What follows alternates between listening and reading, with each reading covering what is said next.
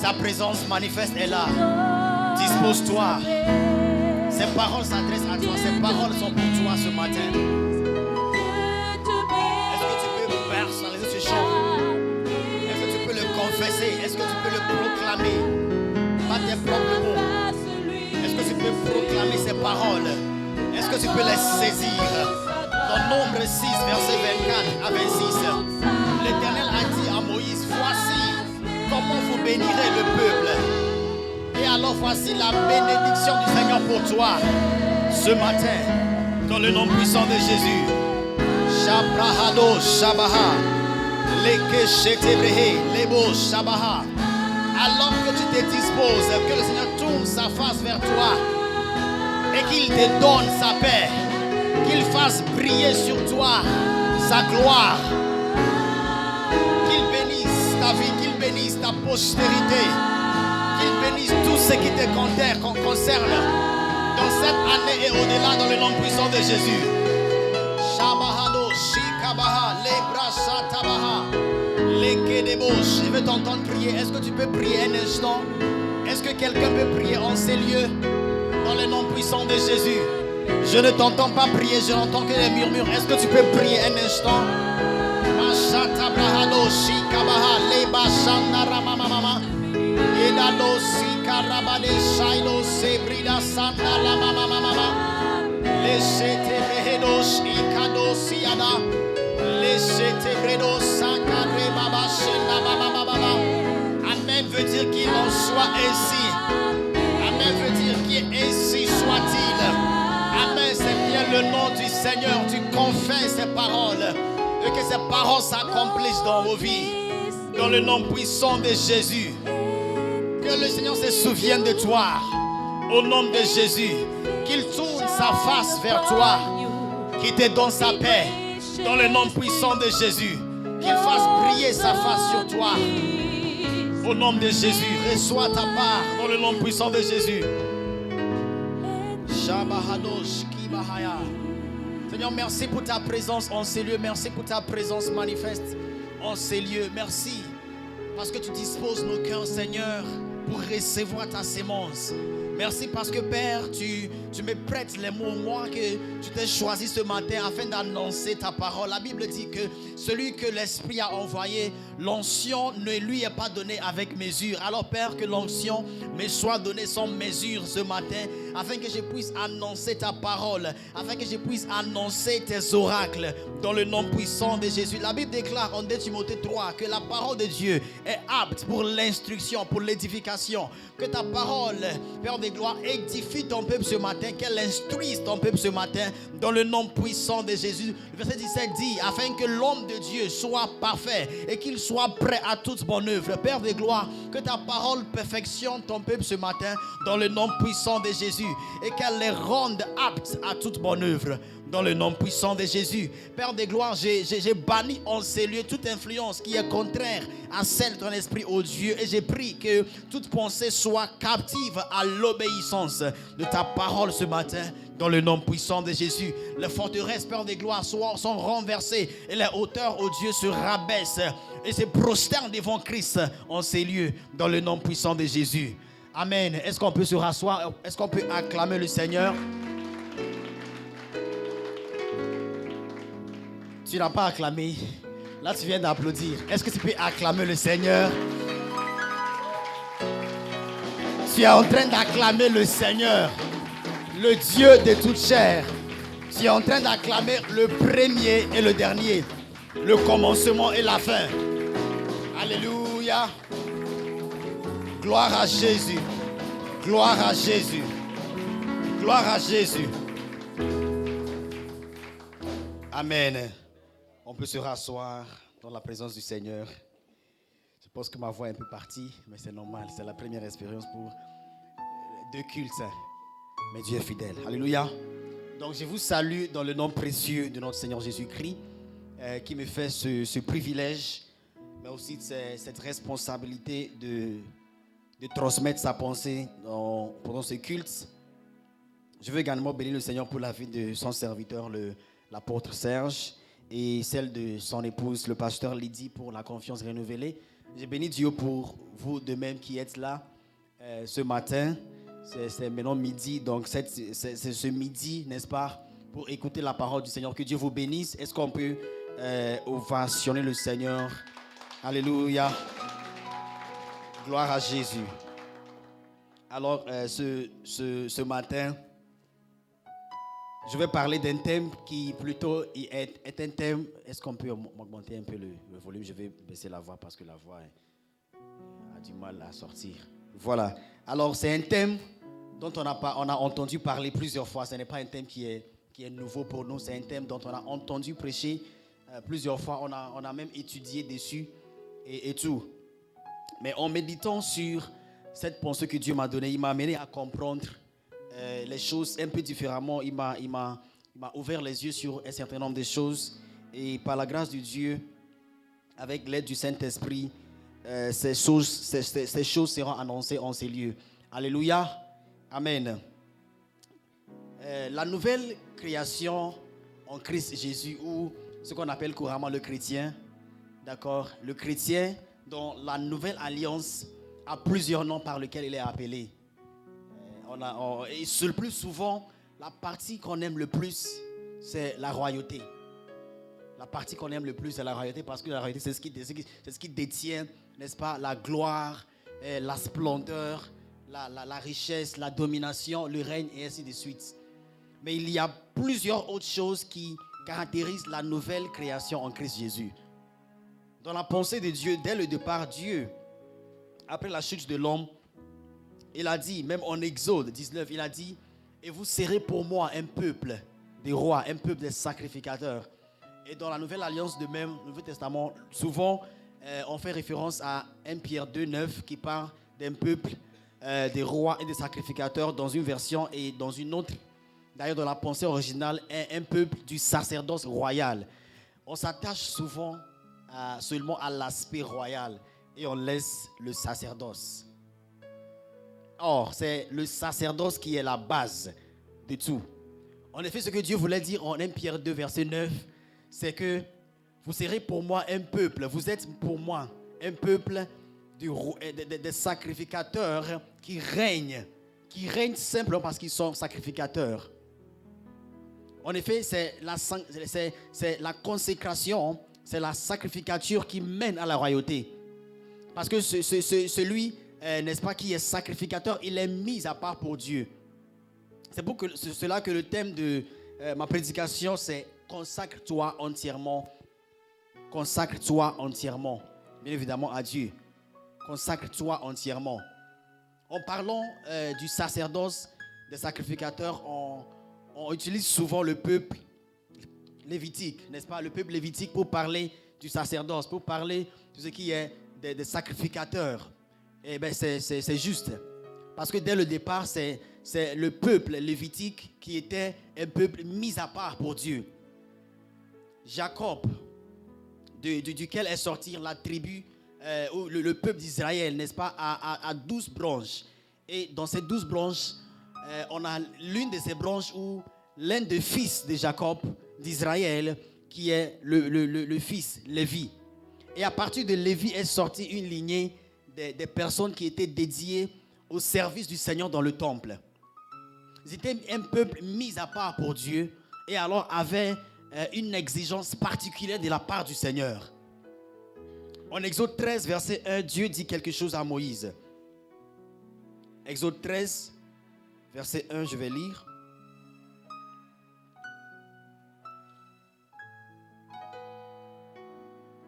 Exode 13, le verset 1. L'Éternel parla à Moïse et dit, consacre-moi tout premier-né parmi les enfants d'Israël, tant des hommes que des animaux, ils m'appartiennent. Et alors, dans ce chapitre, c'était au moment où le peuple d'Israël allait quitter l'Égypte. Ils allaient quitter l'esclavage en Égypte. S'il y a des Égyptiens qui suivent le live, c'est bien dans un contexte historique. Donc, ne soyez pas enfoncés. Alors, ils allaient quitter de l'esclavage en Égypte. Et Dieu a donné cette ordonnance, il a donné cet ordre à Moïse. Ce n'était pas simplement parce que Dieu prend plaisir dans des holocaustes ou bien des sacrifices. Parce qu'il aime le parfum ou bien l'odeur qui sort lorsqu'on brûle, par exemple, un animal en sacrifice. Mais c'est parce que Dieu avait une pensée derrière. Donc, il a demandé à Moïse à ce que le peuple, n'est-ce pas, soit mis à part pour lui. Et il a précisé, consacre-moi. Le mot en hébreu, au premier culte, ils n'ont pas entendu l'hébreu, mais là ça vient. Le mot en hébreu, c'est Kadash. Ça veut dire sanctifie-moi. Ça veut dire mets-moi à part. Mets-moi à part les premiers-nés. Non seulement les premiers-nés des fils ou bien, n'est-ce pas, des hommes, mais aussi des animaux et tout ce qui leur appartenait. Donc Dieu, dans sa pensée, voulait que le peuple soit mis à part pour lui, mais aussi tout ce qui appartenait au peuple. Alors, ils étaient consacrés au Seigneur. Ça veut dire qu'il n'y a rien qu'ils avaient qui n'était pas consacré au Seigneur. Et la consécration, en effet, ce n'est pas simplement le fait de se mettre à part pour Dieu, mais elle obéit à la loi des prémices. Elle obéit à la loi des prémices. C'est pourquoi lorsque Dieu a dit que consacre-moi, il n'a pas dit consacre-moi n'importe quel fils ou bien n'importe quel animal, mais il a précisé consacre-moi le premier-né. Il a précisé le premier-né. Dans la pensée de Dieu, en effet, le premier-né, c'est le meilleur. Les prémices représentent les meilleurs. Comme par exemple, quelqu'un commence l'agriculture, n'est-ce pas? Il sème et il commence à récolter. La toute première chose, il investit tout dedans. Et alors, ce qu'il récolte représente l'ensemble de ses efforts. Les efforts qu'il a fournis pour aboutir à cela. Pour Dieu, dans sa pensée, les prémices représentent les meilleurs. Les prémices représentent le tout. Il prend le premier et le premier représente l'ensemble de tout. J'ai posé une question à ceux qui étaient au premier culte. C'est s'il y en a qui ont suivi le live, c'est qu'ils savent la réponse. Donc, mais ne trichez pas, d'accord? La question c'est qui est le premier sacrificateur? Oubliez Dieu. Qui est le premier sacrificateur? C'est une question à répondre. C'est qui le premier sacrificateur? Vous n'êtes pas violent. Hein? C'est qui le premier sacrificateur? Waouh, il n'y a personne. Ok.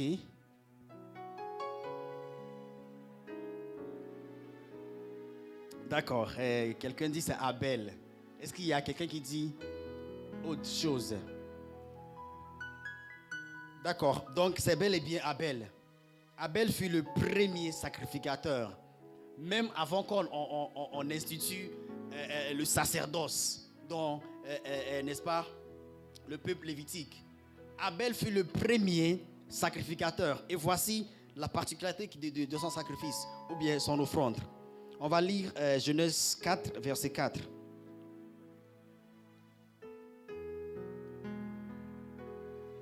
Genèse 4, verset 4. Je vais lire. Ok, je vais commencer à partir du verset 3 pour que la pensée soit complète. Donc, au bout de quelques temps, Genèse 4, verset 3 à 4, au bout de quelques temps, Caïn fit à l'Éternel une offrande, des fruits de la terre. Et Abel, de son côté, en fit une des premiers-nés de son troupeau et de leur graisse. Je m'arrête ici, je vais continuer par la suite. Donc vous voyez, la Bible dit que Caïn, au fait, il y avait deux. Il y avait Caïn et puis il y avait Abel.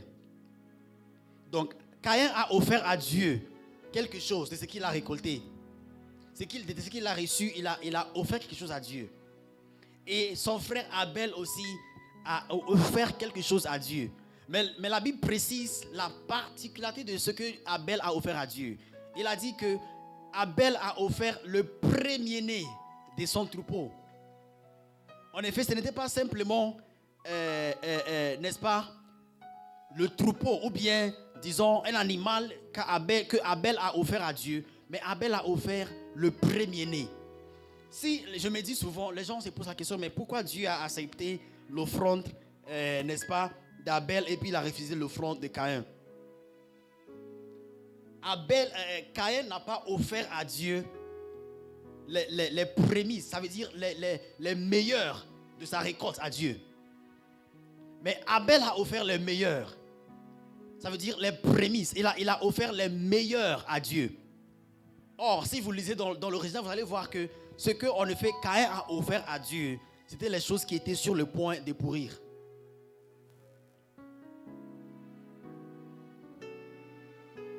Et Abel, il a compris ce principe spirituel, ce principe spirituel derrière le sacrifice, derrière l'offrande, en offrant à Dieu non seulement n'importe quel, mais le premier-né, le prémisse. Alléluia. Et alors la consécration, ce n'est pas simplement le fait de se mettre à part, de se séparer des souillures, mais c'est d'offrir le meilleur à Dieu. Le meilleur consiste à quoi? Nous allons voir plus tard quelques aspects de la consécration, ou bien certains volets de la consécration. Et la créature en Christ Jésus est une créature qui est dédiée au sacerdoce. Alléluia. Plusieurs fois dans la Nouvelle Alliance, la Bible dit que nous sommes un peuple des sacrificateurs. Dans Hébreu, il y a tout un chapitre qui est dédié aux sacrificateurs. C'est le chapitre 7. En parlant de sacrificateur, il a fait référence, il a fait allusion à Melchizedek, qui est un prêtre qui est apparu quelque part au début, en Genèse. Et le monsieur qu'il a rencontré, c'était le père de la foi, Abraham. C'est Abraham qui l'a rencontré. Et en parlant de Melchizedek, il a dit quelque chose. Il a dit que Melchizedek n'avait ni commencement, il n'avait ni fin. Le plus souvent, lorsque la Bible parle de quelqu'un, on fait référence à ce qui est son père, fils de, n'est-ce pas, telle personne et tout. Mais de Melchizedek, on n'a point précisé son commencement, on n'a point précisé son père ni sa mère. Et il continue en disant que, en effet, Melchizedek était l'image de Christ dans l'ancienne alliance. Et si on poursuit, on va plus loin, même on verra que Abraham a offert quelque chose à Melchizedek. C'était quoi? Qu'est-ce qu'il lui a offert? Il lui a offert sa dîme. À l'époque, avant même la loi, certaines personnes ont l'argument, on viendra dessus, certaines personnes ont l'argument de dire que non, certaines choses que certains domaines, certains milieux, certains chrétiens réclament aujourd'hui sont les choses de la loi. Mais on va voir plus tard. Amen, amen. Alors, le sacerdoce n'est pas un ministère à part. Comme on voit dans certains milieux chrétiens, dans certains cultes, dans certains sectes du christianisme, le sacerdoce n'est pas un ministère à part. Ça veut dire que bon, je suis prêtre et alors c'est ma vocation. En effet, ce n'est pas un ministère à part. C'est la base de tout ministère. Vous allez voir en Deutéronome 17, le verset 8 à 13. Vous allez voir comment, en effet, c'était les Lévites, les sacrificateurs qui étaient les juges entre le peuple. C'était les sacrificateurs qui étaient les enseignants de la loi de Dieu. Donc celui-même qui est appelé à un ministère de la parole, d'ailleurs le sacerdoce est la base. Celui qui est appelé à exercer comme, je ne sais pas, un avocat ou bien peu importe là où tu es appelé à exercer, le sacerdoce c'est la base. La consécration c'est la base. Alléluia. Parlons de la consécration, comme je dis, ce n'est pas simplement se séparer des souillures, ou bien ne pas vivre dans l'impudicité, ou bien dans le mensonge, la médisance, la rédicence, la calomnie, n'est-ce pas? Les addictions, l'alcool, les drogues.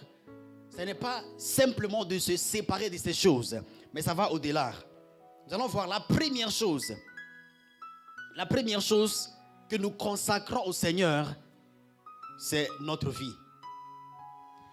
Lorsqu'on lance l'appel au salut, par exemple, on dit, n'est-ce pas, celui qui veut donner sa vie au Seigneur, qu'il s'élève, soit il s'élève, qu'il passe devant, ça dépend du modèle. Alors, celui qui veut donner sa vie au Seigneur, lorsqu'on fait une offrande, on donne quelque chose à.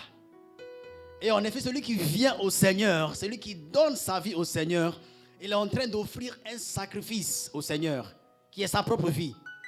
Donc l'exemple c'est, si je prends mon téléphone, Je donne le téléphone au pianiste. Je n'ai plus le téléphone, n'est-ce pas? Ça veut dire que ça lui appartient désormais. Je n'ai plus le téléphone. Le téléphone devient maintenant la propriété, n'est-ce pas, du pianiste. De la même manière, celui qui donne sa vie au Seigneur, il n'a plus de vie à lui. Celui qui donne sa vie au Seigneur, sa vie devient désormais, n'est-ce pas, la vie de Dieu. Ce n'est plus ta vie à toi. C'est pourquoi Paul pouvait dire que je suis mort. Et la vie que je vis par Christ. Celui qui comprend cela, lorsqu'il vient au Seigneur, il ne pense plus à ce qui peut lui arriver à sa vie. Parce que sa vie ne lui appartient plus. Sa vie est maintenant à Dieu. Et alors ça veut dire que Dieu peut en faire ce qu'il veut. Vrai ou faux? Si tu fais un cadeau à quelqu'un par exemple, ce que la personne fait avec le cadeau n'est plus ton affaire. Désolé pour l'expression. Mais ce que la personne fait avec le cadeau n'est plus ton affaire parce que tu lui as offert, tu le lui as donné. Donc ça devient ce que la personne peut, n'est-ce pas, utiliser comme il veut. Mais le Seigneur, ce qui est bien avec le Seigneur, c'est que lorsque tu lui donnes sa vie, il ne la prend pas pour gaspiller. Il ne la prend pas pour perdre. Donner sa vie au Seigneur, c'est plutôt un gain qu'une perte. C'est vrai, tu vas perdre ton ego, tu vas perdre ton moi, tu vas perdre beaucoup de choses, mais c'est un gain. Paul pouvait dire que tout ce que j'avais, en fait, je les ai considérés comme être perdus, n'est-ce pas, afin de gagner Christ. Il a dû tout oublier, il a dû tout abandonner, tout oublier. Tout ce que j'ai, je les considère comme une perte afin de gagner Christ. Donc ta vie devient maintenant la vie de Dieu. Ça veut dire une propriété, n'est-ce pas, qui appartient au Seigneur. Alléluia. Le respect de la loi des prémices, en effet, prédispose à recevoir des grâces qui sont rattachées à cette loi. À savoir, nous allons voir Nombre 18. Nombre 18, verset 8 et verset 20. Et Deutéronome 18, verset 1 à 2.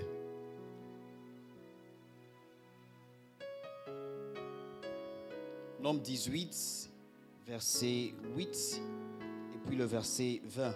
Donc je vais lire. L'Éternel dit à Aaron: voici de toutes les choses que consacrent les enfants d'Israël, je te donne celles qui me sont offertes par élévation. Je te les donne à toi et à tes fils comme droit d'onction. Dis droit d'onction. En effet, plusieurs fois, vous allez voir, à chaque fois que le Seigneur parle de ça, il dit par élévation. Ça veut dire que ce que le peuple d'Israël offre au Seigneur, ce qu'il consacre au Seigneur, il redonne au sacrificateur par élévation. Le verset 20, il dit: tu ne posséderas rien dans leur pays, et il n'y aura point de part pour toi au milieu d'eux. C'est moi qui suis ta part et ta possession au milieu des enfants d'Israël. En effet, comme dans toute famille, lorsque le père, disons, il sait qu'il va mourir dans quelques temps, il divise, n'est-ce pas, ses biens entre ses enfants. Alors, Dieu a dit que parmi toutes les 12 tribus, les Lévites n'allaient rien recevoir, les sacrificateurs n'allaient rien recevoir de l'héritage de Jacob. On va lire Deutéronome 18, verset 1 à 2. Deutéronome 18, le verset 1 à 2. Les sacrificateurs, les Lévites, la tribu entière des Lévites n'auront ni part ni héritage avec Israël. Ils se nourriront des sacrifices consumés par le feu en l'honneur de l'Éternel et de l'héritage de l'Éternel. Waouh! Alléluia! Ils n'auront point d'héritage au milieu de leurs frères. L'Éternel sera leur héritage. Comme il leur a dit, voici, que sera le droit des sacrificateurs sur le peuple. Alléluia.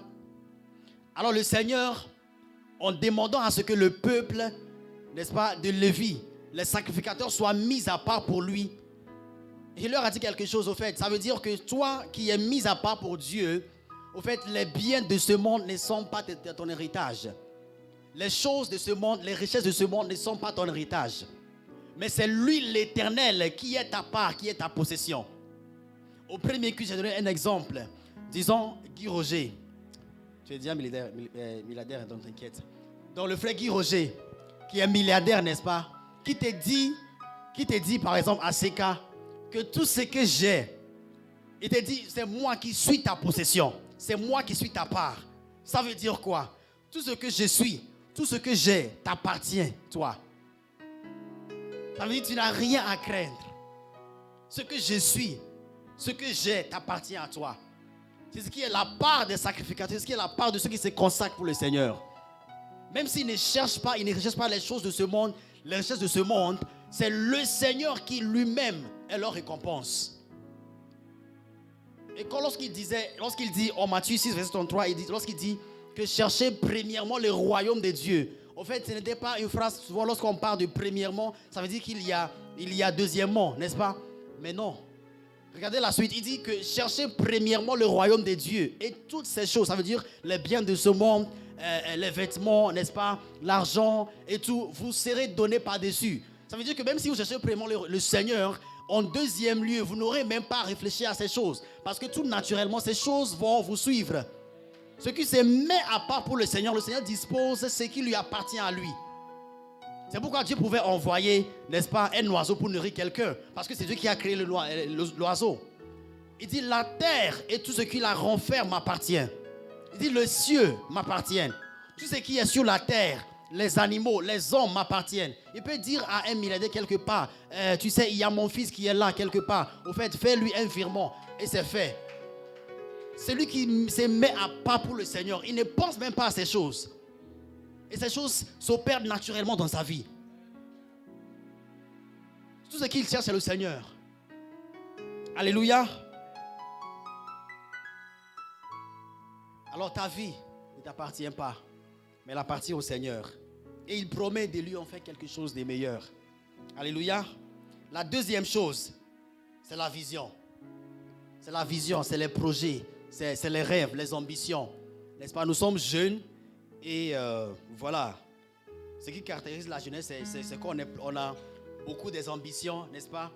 On a beaucoup de rêves, beaucoup de projets qu'on veut voir s'accomplir. Et souvent, au début de l'année, c'est l'une des choses qu'on fait.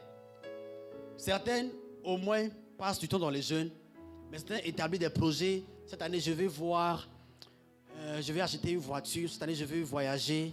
Autant. J'en suis coupable. Nous tous, on fait des projets au début de l'année. Alors que le début de l'année, en effet, c'est comme les prémices de l'année. C'est comme les premiers-nés de l'année. Parce que le premier, lorsqu'on a crié « Bonne année », la voix est partie. Lorsqu'on a crié « Bonne année », c'était le premier-né de l'année 2021. Et alors, tous ces débuts de cette année doivent être consacrés au Seigneur. En le faisant, au fait, je ne dis pas qu'il ne faut pas prier à partir d'avril, hein, mais si tu consacres janvier, février, mars au Seigneur, ce que tu es en train de faire, en effet, tu es en train de consacrer le reste de l'année entre les mains du Seigneur. C'est ce que c'est offrir, n'est-ce pas, les prémices au Seigneur. L'une des choses que Dieu a faites avec le peuple d'Israël, c'est que lorsqu'il quittait l'Égypte, lorsqu'il a demandé à Moïse, on a vu en Exode 13, lorsqu'il lui a dit, n'est-ce pas, de lui consacrer les premiers-nés des fils. En effet, le Seigneur était en train de sceller toute la tribu d'Israël, toutes les tribus d'Israël. Il était en train de sceller, en effet, la postérité d'Israël. Et par la suite, on verra que lorsque Dieu, il a dit qu'en consécrant, en frappant les premiers-nés de l'Égypte, je me suis consacré le peuple d'Israël. Dieu est malin, hein? Il ne leur a pas dit à l'époque qu'ils ne savaient pas. Mais derrière, Dieu avait une pensée. Et de même, lorsque Dieu vient maintenant te dire de te consacrer entièrement, c'est parce qu'il a un projet derrière pour toi. Alléluia. Alors, la vision donne une perspective. La vision est ce qui détermine tes choix, tes décisions, les actions que tu poses. Ce que tu fais lorsque tu te réveilles, lorsque tu dors, c'est à quoi tu penses. C'est la vision qui oriente ta vie.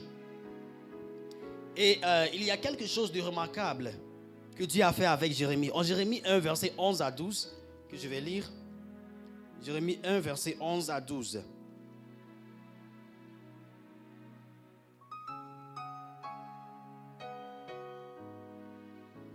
Jérémie 1, verset 11 à 12. Donc voici ce que dit la parole. La parole de l'Éternel me fut adressée en ces mots. Que vois-tu, Jérémie? Je répondis, je vois une branche d'amandier. Et l'Éternel me dit, tu as bien vu, car je veille sur ma parole pour l'exécuter. Alléluia.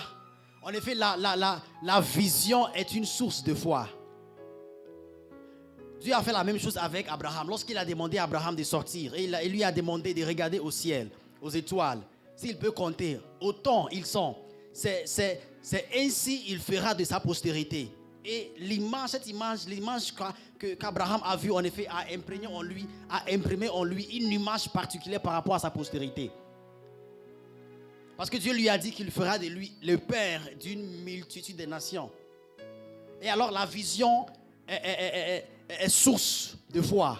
Dans la vision que tu as pour ta vie, la vision par laquelle tu marches, en effet, c'est ce qui détermine tes convictions, n'est-ce pas? Tes aspirations et ainsi de suite. Ta vision peut être toi, la vision que toi-même tu as pour toi, ta vie, ou bien ce que Dieu a pour toi. Mais ce qui est sûr, c'est que lorsque quelqu'un a un plan, un projet, une vision, en effet, c'est lui qui veille à ce que ces projets se réalisent. C'est lui qui veille à ce que cette vision s'accomplisse. C'est pourquoi il a dit à Jérémie que je veille sur ma parole pour l'accomplir. Je ne vais pas sur ta parole, mais je veille sur moi, ma parole pour l'accomplir. La parole que Dieu accomplit, c'est la parole qui vient de lui.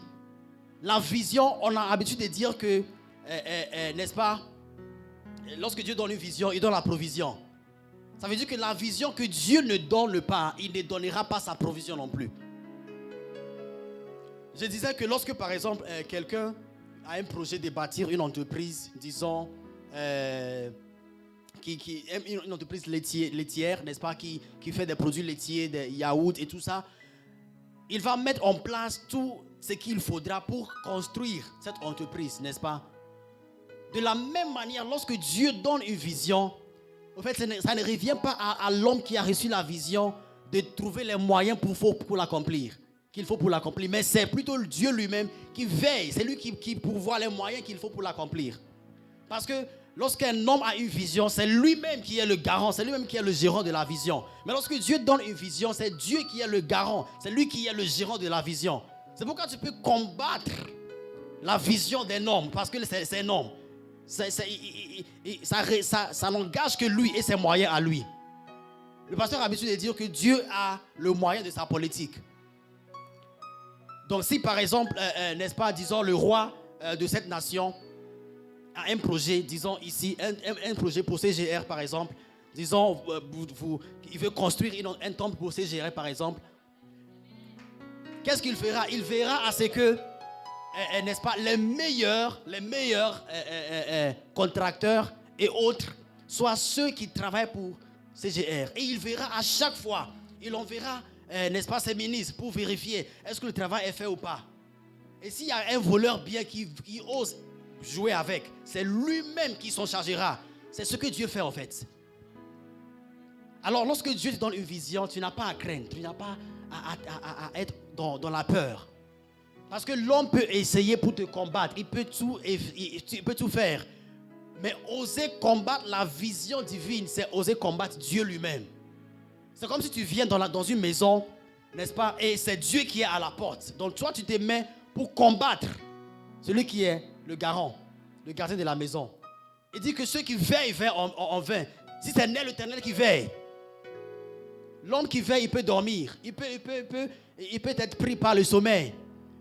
Mais lorsque c'est Dieu qui veille, c'est lui qui veille à ce que les choses soient faites selon son plan et sa volonté. Alléluia. Donc tes projets ne réussiront que dans la mesure où tes projets cadrent avec les projets de Dieu pour ta vie. En Proverbe 14, verset 12, il dit: telle voie paraît droite à un homme, mais son issue, c'est la voie de la mort. Souvent, tu es tellement passionné de quelque chose. Tu es très passionné d'une chose. Tu as beaucoup d'ambition par rapport à quelque chose. Et tu trouves toutes les raisons valables pour, n'est-ce pas, la défendre. Mais la Bible dit que telle voie paraît droite à un homme, mais son issue, c'est l'issue de la mort. En fait, ça veut dire que lui, il est au début, il croit que c'est une voie droite. Il croit que c'est un chemin droit. Mais l'issue, ça veut dire, en fait, l'issue, même son source, jusqu'à la fin, c'est la voie de la mort. C'est la voie de la mort qu'il va emprunter. Il finira par mourir. Et en Proverbe 19, verset 21, il dit que beaucoup sont les projets dans le cœur de l'homme, mais ce sont les desseins de l'Éternel qui s'accompliront. Ça veut dire que tu peux avoir des projets et des plans, mais tant qu'ils ne cadrent pas avec le plan de Dieu pour toi, tu peux avoir la richesse, l'argent et tout. Mais ce sont les desseins de l'Éternel qui réussiront. Alléluia. Alors, dans ce début de cette année, je veux t'encourager à oublier tes ambitions. Je veux t'encourager à oublier tes projets, à oublier tes plans à toi. Et plutôt chercher le plan de Dieu. Ça fait longtemps que tu demandes, à chaque fois, c'est le début de l'année, tu dis, oh, ok, je vais accomplir telle chose. Mais pourquoi ne pas poser la question autrement? Qu'est-ce que Dieu veut de moi? Et souvent, on va devant le Seigneur, on lui présente nos projets, on lui présente nos décisions. Et lorsqu'il ne répond pas, on est frustré parce qu'on n'est pas exaucé.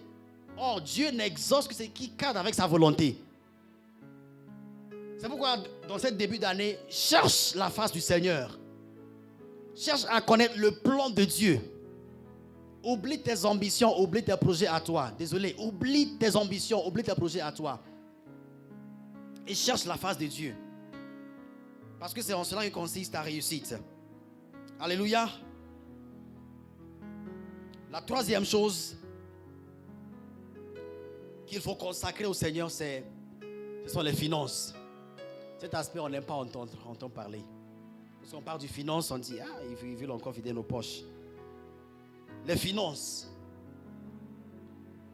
Alors, en Proverbe 3, le verset 9 à 10, et Malachie 3, verset 9 à 10, c'est quand même fort.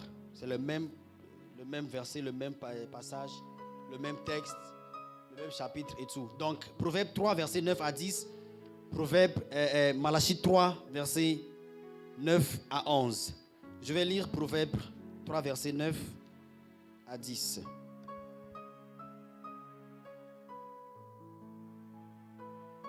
Est-ce qu'on me suit? J'espère qu'on me suit. Alléluia. Alors, Proverbe 3, verset 9 à 10. Il dit, honore l'Éternel avec tes biens et avec les prémices de tout ton revenu. Il n'a pas dit honorer l'Éternel avec ton revenu. Mais il a dit les prémices de tout ton revenu. La suite, ce sont les bénédictions qui suivent par obéissance. Alors tes greniers seront remplis d'abondance et tes cuves regorgeront de mou. Malachie 3, verset 9 à 11. Malachie, c'est avant quel livre? Si tu as répondu au premier que tu réponds encore. Malachie 3, verset 9 à 11. Ok, verset 10 à 11.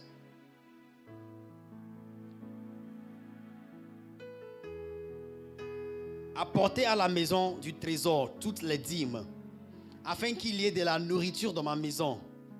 La suite. Il dit, mettez-moi de la sorte à l'épreuve, dit l'Éternel des armées, et vous verrez si je n'ouvre pas pour vous les écluses des cieux, si je ne réponds pas sur vous la bénédiction en abondance. Pour vous, je menacerai celui qui dévore et qui ne vous et il ne vous détruira pas les fruits de la terre. La suite, et la vigne ne sera pas stérile dans vos campagnes. Dit l'Éternel des armées. Alléluia. Il dit, mettez-moi de la sorte à l'épreuve. Nulle part dans la Bible, le Seigneur a-t-il dit de lui mettre à l'épreuve. C'est la seule fois où il dit de lui mettre à l'épreuve. Il dit, et si vous ne verrez pas. On a pour coutume de chanter ce chant que j'aime aussi bien.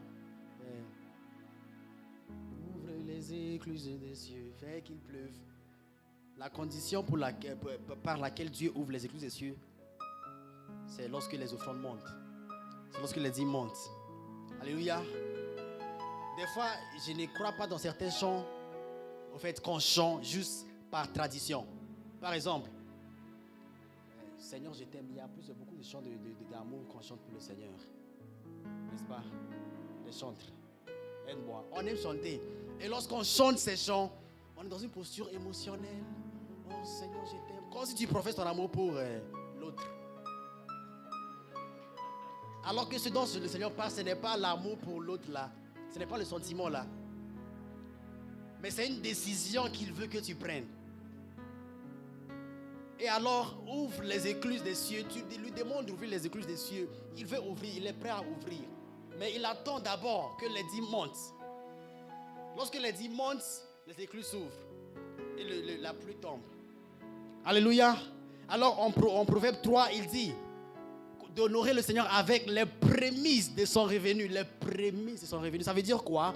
Ce n'est pas lorsque tu reçois ton salaire, par exemple, tu fais toutes tes dépenses, tu fais ton budget, tu fais le shopping, tu pars dans les meilleurs supermarchés, tu achètes ton costume et tout, et puis après, tu dis, ah, j'ai reçu mon salaire hier aussi, la dîme. Hein.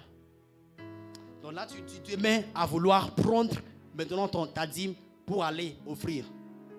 Je dis bien, si tu l'amènes, on va recevoir. On ne connaît même pas si tu l'as fait en premier ou en dernier, on ne sait pas. On va l'accueillir, on va recevoir. N'est-ce pas? Ça va rajouter aux causes de l'église. Oui, nous, on est arrangés, mais tu n'es pas arrangé, toi. Tu n'as pas accompli les conditions du contrat.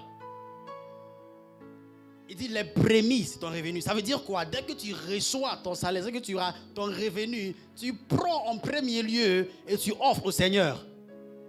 En faisant ça, tu consacres le reste au Seigneur.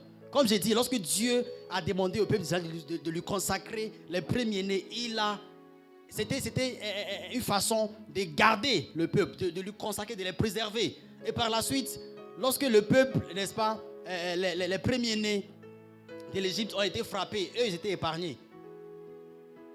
Pas mal de fois, lorsque la plupart du temps, le moment où, par exemple, je me retrouve à la fin du mois et puis il n'y a rien dans la poche, ce sont les moments où, au début, je ne donne pas ma dîme. Soit je ne donne pas la dîme ou bien je ne le donne pas au début. C'est un principe spirituel. Et alors, tu réalises que, au fait, tu as reçu l'argent, mais tu ne sais pas où l'argent est parti, au fait. Tu fais le compte, tu fais le total, mais tu réalises que non. Ce que tu as reçu, au fait, ça ne cadre pas avec ce que tu as dépensé. Tu ne sais même pas où est parti l'argent. Peut-être quelqu'un vient, prête-moi l'argent, tu lui prêtes l'argent et puis après, il t'oublie même, il ne revient même plus. Peut-être il est passé quelque part, il refuse même de le faire. Que tu lui demandes, tu es un mauvais chrétien, il ne faut pas demander. Il ne faut pas demander. Toi aussi, il ne faut pas demander. Quand la Bible dit que si quelqu'un te demande d'aller un pas avec lui, va deux pas. Je paraphrase. Si quelqu'un te demande quelque chose, mais bien sûr, quand tu en prêtes, il faut donner aussi, vous aussi. Alors, la personne part avec ce que tu as et il t'oublie même. Enfin, quand tu réalises même que ce que tu as, tu dis, mais quand même j'ai beaucoup gagné ce mois. Je me suis dit, oh là, j'ai beaucoup reçu. Hein. Tu dépenses beaucoup, tu réalises que non, en fin de compte, ce que tu as maintenant, en fait, le total ne fait pas ce que tu as dépensé. C'est ce qu'on appelle le dévoreur. C'est le mois où tu vas tomber malade, peut-être, tu as un mot de tête, tu pars, paracétamol, Doliprane, tu achètes, peut-être un ami est malade, il n'a pas le moyen, tu vas dépenser sur lui et tout. Tu fais des dépenses inutiles. Alors qu'il dit que je menacerai le dévoreur pour vous, afin qu'il ne détruise pas. En résumé, tes biens. Dans 1 Pierre 5, verset 8, il dit que le diable rôde comme un lion, cherchant qui dévorer. C'est lui le dévoreur en question. Le dévoreur aussi peut être représenté tout ce qui est ténèbres, tout ce qui est maladie, tout ce qui est souffrance, tout ce qui vient, n'est-ce pas, bouffer nos biens. Alors Dieu dit, il menacera ces dévoreurs pour toi. Au début du chapitre 3 de Malachie, il dit que vous m'avez dérobé. Vous m'avez dérobé. Si je suis père, où est l'honneur qui m'est dû? Vous m'avez dérobé. Ils ont posé la question, en quoi est-ce que nous t'avons dérobé? Il dit, en dîme et en offrande. Donc ça veut dire qu'à chaque fois que tu n'offres pas ta dîme, que tu n'offres pas tes offrandes, tu es en train en vérité de dérober le Seigneur. Ce n'est pas moi qui le dis, c'est la parole qui le dit. Ça veut dire que c'est toi maintenant qui fais le travail du voleur en Jean 10. Et Dieu, le voleur ne vient que pour... Allez-y. Il ne vient pour égorger, pour dérober et puis détruire. Maintenant, toi aussi, tu prends la place du diable aussi quand même. Tu es un enfant de Dieu. Alléluia.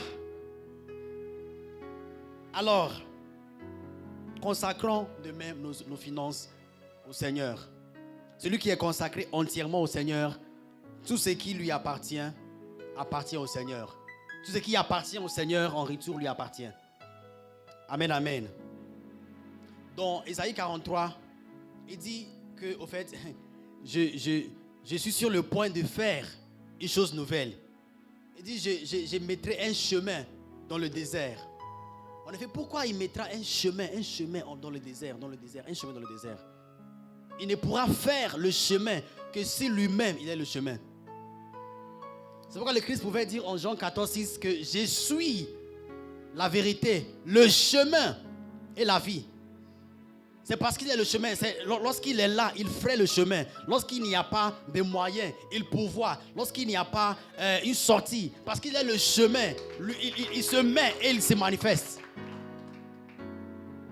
Mais il le fera que lorsqu'il est invité, lorsqu'il a la place qui lui convient.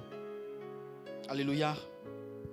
Voici ce que j'ai pour vous dans cet après-midi. J'espère que quelqu'un est béni par cette parole. Est-ce que tu es béni? Est-ce que tu peux acclamer le Seigneur? Alléluia.